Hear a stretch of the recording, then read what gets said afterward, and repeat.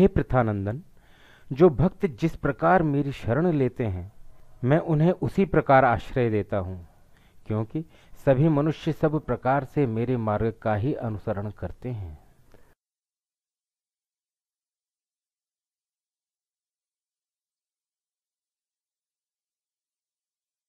भक्त भगवान से जिस भाव से, जिस संबंध से अथवा भगवान की जिस प्रकार शरण लेता है, भगवान भी उसको उस भाव से, उस संबंध से उसी प्रकार आश्रय देते हैं। जो उन्हें गुरु मानता है तो वे श्रेष्ठ गुरु हो जाते हैं, जो उन्हें माता पिता मानता है तो वे श्रेष्ठ माता पिता हो जाते हैं, जो उन्हें पुत्र मानता है वो उसके श्रेष्ठ पुत्र हो जाते हैं, और जो उन्हें नौकर के रूप में देखता है वे उसके लिए श्रेष्ठ नौकर हो जाते हैं। जो भगवान के बिना व्याकुल हो जाता है तो भगवान भी उसके बिना व्याकुल हो जाते हैं। कर्मों की सिद्धि चाहने वाले मनुष्य देवताओं की उपासना किया करते हैं, क्योंकि इस मनुष्य लोक में कर्मों से उत्पन्न होने वाली सिद्धि जल्दी प्राप्त हो जाती है।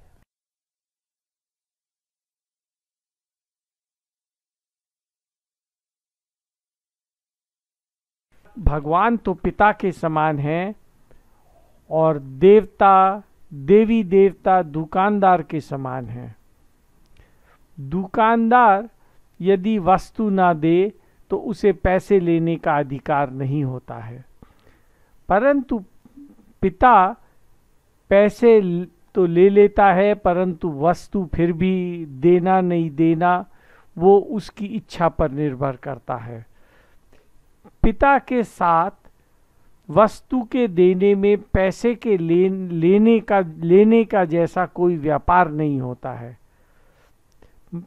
बालक चाहे तो वो दुकानदार से दियसलाई, चाकू आदि खरीद सकता है, परंतु यदि वो पिता से मांगे तो पिता पैसे भी ले लेंगे और वस्तु भी नहीं देंगे।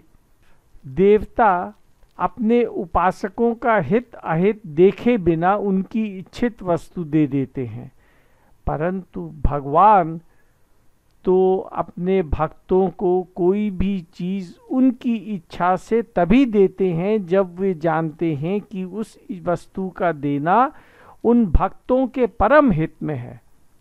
इतना होने पर भी नाशवान की कामना रखने वाले, नाशवान में आसक्ति रखने वाले, अल्प बुद्धि वाले भगवान के प्यार को जानते ही नहीं हैं और वे देवताओं की उपासना करते हैं।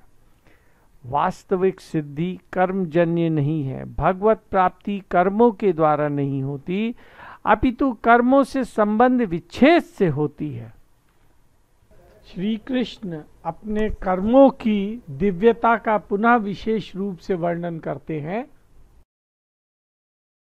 मेरे द्वारा गुणों और कर्मों के विभाग पूर्वक 4 वर्णों की रचना की गई है। उस सृष्टि रचना आदि का कर्ता होने पर भी मुझ अविनाशी परमेश्वर को तो अकर्ता ही जान, कारण कि कर्मों के फल में मेरी स्पृहा नहीं है, इसलिए मुझे कर्म लिप्त नहीं करते।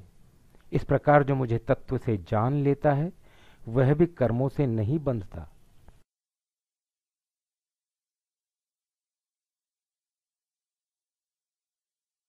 कृष्ण ने जगत की सृष्टि करते समय 4 वर्णों की रचना की, ब्राह्मण, क्षत्रिय, वैश्य और शूद्र। हर वर्ण के काम अलग अलग हैं, किसी में किसी गुण की अधिकता है तो किसी में किसी गुण की अधिकता है।